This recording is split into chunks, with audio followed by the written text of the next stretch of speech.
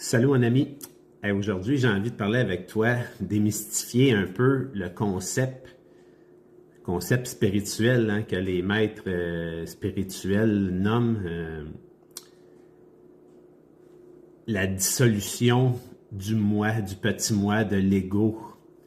Tu sais, défaire le moi, l'ego, puis se reconnecter avec notre essence divine, avec Dieu, l'univers, notre lumière intérieure. C'est quoi exactement? Tu sais, on dit que pour défaire l'ego, il faut lâcher le monde matériel, il faut lâcher tout ce qui est matière, le désir, l'aversion, tout ça. Bouddha nous enseigne ça en méditation. Il faut lâcher le désir, l'aversion, puis arrêter de vouloir tout le temps. Puis de s'identifier, surtout arrêter de s'identifier au monde matériel. Si on veut purifier notre ego pour vraiment redevenir reconnecté à notre essence profonde. Si tu vois ce concept-là, puis que tu décroches complètement de la matière pour vraiment travailler le moins possible, plus rien faire, puis méditer à toute la journée, puis vraiment te lancer dans une quête spirituelle approfondie, tu peux faire ça. C'est quelque chose de bien aussi. Moi, je me suis perdu peut-être depuis les 10 dernières années. Je me suis perdu un peu dans le monde spirituel. Puis j'ai été intense là-dedans. Puis ce que ça m'a apporté, ça m'a pas apporté de me retrouver plus. Je me suis pas juste retrouvé un peu plus. Je me suis perdu aussi un peu là-dedans. Puis moi, ce que je veux t'apporter comme lumière là-dedans, c'est que le monde de la matière, le monde de la vie matérielle, travailler pour faire de l'argent, tout ça, on a besoin. On ne peut pas se dissocier de ça. On travaille sur la planète. L'argent, c'est une énergie qui circule. C'est une énergie pour circuler, pour une monnaie d'échange. À la base, c'est ça. Ça n'a rien de positif, ça n'a rien de négatif. Ce qui fait que dans ton cheminement, si tu veux te déconnecter de la matière et du matérialisme pour te lancer dans un chemin spirituel en profondeur, tu peux faire ça un bout de temps pour essayer d'aller te retrouver. Mais est-ce que tu vas te retrouver vraiment? Puis c'est ça le piège, c'est que tu peux te perdre là-dedans, puis c'est pas moins bon. Mais je te dirais qu'il faut faire attention, de mon point de vue à moi.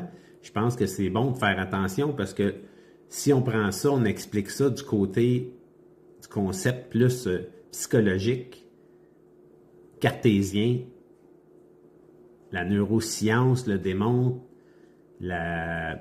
l'alchimie, vraiment le travail personnel, l'introspection, un cheminement personnel, la thérapie, tout ça, ça démontre que tu viens ici pour guérir tes blessures émotionnelles que tu traînes depuis que tu es jeune. Toutes les programmations, les fausses croyances, tout ça, bon, mais c'est la même chose. C'est juste expliqué parfois avec des termes différents. Puis le côté spirituel, c'est un petit peu plus perché, comme diraient les Français. C'est un peu plus ésotérique, spirituel, les termes. Tandis que le côté psychologique, on va t'emmener ça plus dans des termes plus concrets, plus cartésiens. T'sais, on va te parler de c'est quoi les émotions qui sont là, c'est quoi la croyance limitante qui te bloque, comment tu peux changer cette croyance-là pour défaire cette programmation-là que tu as. Puis tout ça, c'est pour se désidentifier de notre ego, de notre mental qui est conditionné. Mais que ça soit le conditionnement psychologique, émotionnel qu'on s'est créé, toutes les programmations, les addictions à toutes les substances, la boisson, la drogue, l'alcool, n'importe quoi. Mais le côté spirituel, eux autres, ils disent que c'est bon de se dissocier, de se séparer de ça à l'extrême parce que c'est ça qui nous garde dans le vice. Puis le vice, on sait que sexe, drogue, rock'n'roll, c'est ça qui nous tient dans le vice. Pourquoi? Mais c'est parce que c'est facile de se perdre dans le vice, comme je te dirais, c'est facile de se perdre dans le spirituel, puis de plus rien vouloir faire sur la terre, de plus vouloir travailler, puis de vouloir se laisser vivre. C'est parce que en tant qu'humain, on n'est pas des oiseaux. Puis là, dans le monde dans lequel on vit, qui est tellement focusé matérialiste, puis l'abondance, puis vite, vite, vite, tout va vite, puis il faut performer, puis la performance, puis à un moment donné, on décroche de notre côté spirituel.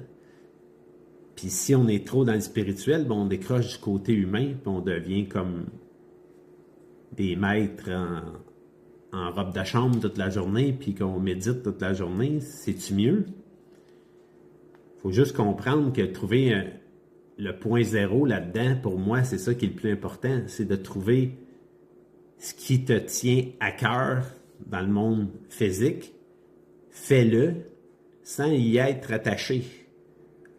Mais garde un pied quand même dans le monde spirituel parce que avant tout, tu es une âme qui s'est incarnée ici dans la matière, dans ce corps-là. Ce corps-là, c'est pas toi, c'est un véhicule pour te permettre de vivre le jeu de la matière, de la 3D sur la Terre. Fait que c'est important de garder notre contact avec notre âme, avec notre cœur, tout en étant les deux pieds sur terre, puis en avançant, en gagnant ta vie honnêtement, puis travailler sans t'attacher au résultat de vouloir devenir riche et célèbre, mais plutôt de rester en paix et heureux, même si t'as pas tout, puis garder ton cœur ouvert, puis rester dans ta paix intérieure avec les deux, avec un pied dans ton côté spirituel divin, dans ta lumière. Fait que, comme on dit, c'est de doser ça, que tu ailles chercher des enseignements plus spirituels ou que tu ailles chercher des enseignements plus cartésiens puis plus psychologiques, mais les deux vont ensemble. C'est juste que parfois, on se perd avec des termes, avec des étiquettes puis des termes plus ésotériques, puis des termes trop concrets, bien, il manque un peu de spiritualité là-dedans. Fait que moi, je pense qu'il n'y en a pas un qui est mieux que l'autre. C'est juste qu'il faut apprendre à voir au-delà des mots, puis ressentir la vibration. Puis pour moi, c'est la vibration qui est le plus important. C'est est-ce que ça fait du sens? Est-ce que ça vibre en moi, ce que je te dis là? Alors, regarde-toi, observe-toi, puis si ça fait du sens pour toi, mais pour moi, là, il n'y a pas un qui est mieux que l'autre. C'est que les deux vont ensemble parce qu'on est un être spirituel, un âme, avant tout incarné dans ce grand jeu de la vie-là, dans ce corps-là pour jouer à se reconnaître.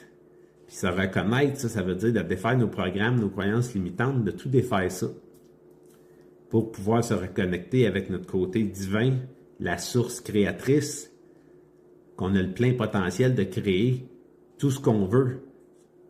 D'où l'importance de surveiller ses pensées parce que, comme Bouddha nous enseigne, tout part d'une pensée.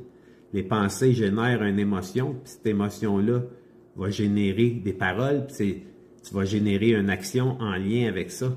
Fait que si t'es pas aligné pleinement dans ton essence véritable, tu es pris dans une programmation, dans une peur, dans une croyance limitante, bien, ce que tu vas penser, tu vas y croire, puis la vie va t'amener à un événement pour confirmer ce que tu crois. Fait que tu crois à quelque chose de spirituel ou que tu crois à quelque chose que c'est mieux de travailler puis faire de l'argent, c'est plus cartésien, plus terre à terre, ben un ou l'autre, la vie va t'emmener des événements pour te le faire voir puis te le faire croire encore plus. Pour moi, c'est la croyance qui fait que tu attires à toi par ta vibration, si tu y crois tellement dans ton cœur, dans ton énergie, ben tu vas l'attirer. Fait que c'est comme si tout partait d'une pensée, d'une croyance, puis peu importe ce que tu crois, tu vas l'attirer à toi, puis la vie va venir confirmer ce que tu crois. Puis tu vas répéter ça dans ta vie jusqu'à temps que tu changes cette croyance-là, puis que tu te mettes à croire à d'autres choses. Tu sais, un exemple que je peux te donner pour ça, c'est quand tu étais jeune, tu croyais peut-être au Père Noël, puis à un moment donné, il est arrivé quelque chose, un événement où quelqu'un t'a dit que le Père Noël n'existe pas. Là, tu t'es mis à arrêter de croire au Père Noël, puis là à voir que c'était de la manigance, puis que c'était tes parents qui achetaient les cadeaux de Noël, c'était pas le Père Noël. Mais c'est un peu ça, hein? C'est une métaphore, c'est un jeu, une histoire qu'on s'est fait raconter. Bien, la vie sur Terre, c'est comme un jeu. Il faut voir ça comme un jeu, il ne faut pas s'y attacher parce qu'un jour ou l'autre, ton âme va repartir d'où elle vient, Puis ce corps-là, il va rester là, puis on va l'enterrer 6 pieds sous terre ou on va le brûler. Ce corps-là t'appartient pas. Puis t'es pas ce corps-là, t'es pas ce personnage-là. Fait que c'est ça que le monde spirituel nous enseigne, de ne pas s'attacher à ce corps-là, puis de ne pas s'attacher au bien de la terre. Parce que la terre était là avant nous. Mais ça ne veut pas dire non plus de ne pas se servir de la terre, de la négliger. Au contraire, tous les biens qui sont là, prends-en soin, prends soin de la terre, parce qu'elle est là pour t'aider à jouer le jeu pendant que tu habites ce personnage-là. Mais identifie-toi pas au personnage. Reconnecte à ton cœur, à ton âme, à ton côté spirituel pour garder un équilibre dans ta vie puis de ramener ça au point zéro, ici, maintenant. Tout est bon, tout est dans tout, tout est interrelié dans l'énergie puis il n'y a rien qui est mieux qu'un autre. Peut-être que tout part d'une croyance puis tant que tu crois à ça, tu vas l'attirer dans ta vie. En tout cas, c'est ça que je crois, c'est ça que je pense. Puis peut-être que demain, ça ne sera plus ça. Mais là, pour l'instant, je trouve que ça fait du sens. Fait que si tu crois à quelque chose, puis tu te fais confiance, tu as confiance en toi, puis tu fais ça avec tout ton amour, ben tu vas peut-être l'attirer à toi. Il y a des bonnes chances que ça arrive. Si ça n'arrive pas, ben va peut-être voir la croyance en dessous qui te bloque, qu'est-ce qui t'empêche d'y croire vraiment. Puis quand tu crois à quelque chose, ben c'est comme avoir la foi.